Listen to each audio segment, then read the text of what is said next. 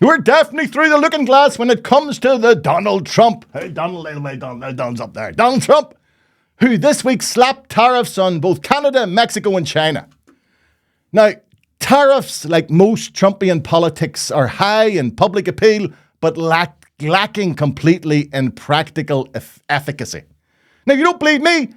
Have a listen to what the late Ronald Reagan, ex-president of the United States, hardly a lefty, by the way. Well, let's listen to what Ronald had to say about tariffs. You see, at first, when someone says, let's impose tariffs on foreign imports, it looks like they're doing the patriotic thing by protecting American products and jobs. And sometimes for a short while it works, but only for a short time. What eventually occurs is, first, homegrown industries start relying on government protection in the form of high tariffs. They stop competing and stop making the innovative management and technological changes they need to succeed in world markets. And then, while all this is going on, something even worse occurs. High tariffs inevitably lead to retaliation by foreign countries and the triggering of fierce trade wars. The result is more and more tariffs, higher and higher trade barriers, and less competition. So soon, because of the prices made artificially high by tariffs that subsidize inefficiency and poor management, people stop buying. Then the worst happens. Markets shrink and collapse, businesses and industries shut down, and millions of people lose their jobs. The memory of all this occurring back in the 30s made me determined when I came to Washington to spare the American people the protectionist legislation that destroys prosperity. An even better explanation was given by cartoonist Bruce McKinnon when he posted this online. That's brilliant, isn't it? Now, an adult must have some way found their way into the Oval Office during the week, as Trump has subsequently paused the tariffs on all those three countries. But not content on pissing on himself, the Donald set unelected Elon Musk loose to cut as head of DOGE, or Department for Government Efficiency. So severe were Musk's initial cuts that once again Trump was forced into an embarrassing retreat by reining Musk back in, saying that in future cuts in the public sector should be done with a scalpel, not a hatchet. Now, Trump's bumbling had more real-life effects after he stopped military aid to Ukraine, following that up by also removing the sharing of intelligence with that country. Such behavior led one U.S. senator to ask what before would have been an unthinkable question. Is President Trump a Russian asset? Absolutely not, Senator. He's the President of the United States, duly elected by the American people. Well, the reason I ask is many people back home have been asking me this question. And they say, if he was an asset, we would see exactly what he's doing now.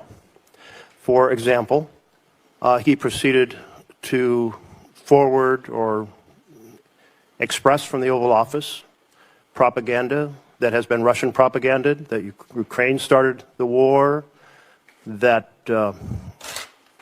Zelensky is a dictator.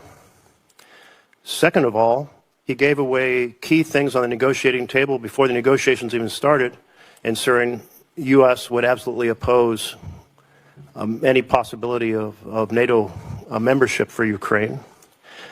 Third, he's cut off the arms shipments to Ukraine, completely undermining their ability against a massive neighbor next door with short supply lines and huge resources.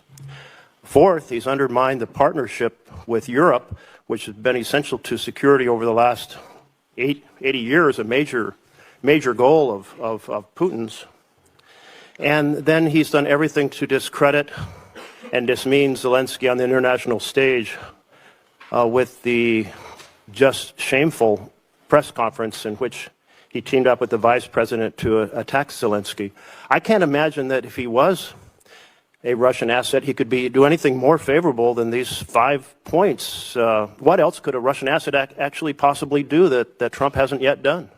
Now, there have long been rumors around Trump's relationship with Russia. Even before his first term, the internet was awash with a conspiracy theory that he'd been compromised during a trip to Moscow, where he'd been filmed involved in very unsavory behavior with a collection of prostitutes. Now, at the time, I dismissed this out of hand as just another mad online conspiracy theory. But then we had the case involving Trump and porn star Stormy Daniels, with the subsequent court case involving him paying her off before his first presidential election. Now, in case we forget, he lost that case, meaning he's the first ever president to be convicted of a crime. As he continues to act as a mouthpiece for pro-Russian lies around the invasion of Ukraine, I would not be surprised in the next few weeks that we hear him accuse the Zelensky administration of being a neo-Nazi regime, as this has always been one of Putin's favourite lies as to why he invaded. Here's my prediction. During a press conference, a journalist will suggest that Putin is acting like a Nazi. This will allow Trump to counter that it's the Zelensky's regime which is acting like Nazis by not allowing new elections. Now, I'm predicting this on Sunday the 9th of March 2025, just for the record.